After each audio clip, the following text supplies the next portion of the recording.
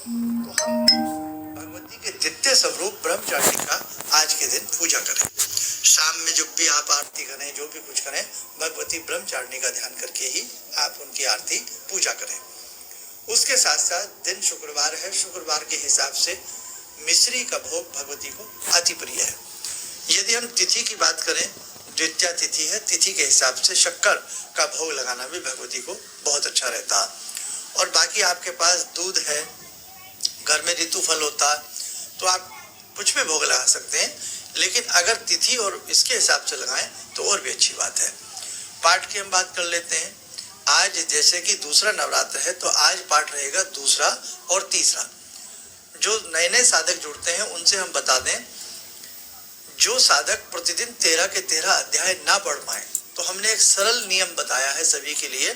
जैसे कल पहला नवरात्र था, तो पहले दिन पहला अध्याय, दूसरे दिन दूसरा और तीसरा अध्याय। कल जब हम करेंगे तीसरे दिन, तो कल केवल चौथे अध्याय का पाठ किया जाएगा। तो ये तो हुई आपके पाठ की बात। अब लगे हाथ आप कल का भी नोट कर लीजिएगा, क्योंकि सभी लोग 7 बजे से बहुत लोग सुबह सुबह पूजा कर लेते हैं। तो कल जो भगवती का स्वरूप रहने वाला है, तृतीय स्वरूप भगवती का चंद्रघंटा है। तो कल दिन का जो भी आप पूजन करें, समय का, शाम का, मध्याह्न का, वो भगवती के तृतीय स्वरूप चंद्रघंटा का ध्यान करके कल का आप लोग पूजन करें। अब तीसरे नवरात्र की यदि हम बात करते हैं, तो तृतीय तिथि में भगवती को दूध का भोग लगाया जाता है। जैसा कि दिन शनिवार है, तो शनिवार में भगवती को गोघृत का भोग अति प्रिय है। तो यदि गाय का घी है तो जरूर अर्पण करें। दूध तो सबके यहाँ मिल ही जाता है, तो दूध यदि दोनों में से कोई भी एक चीज मिल जाए, वो जरूर आप अर्पण करें। उसी के साथ साथ कल पाठ जो है, तीसरा नवरात्र है, तो तीसरे नवरात्र में चौथा पाठ किया जाता है।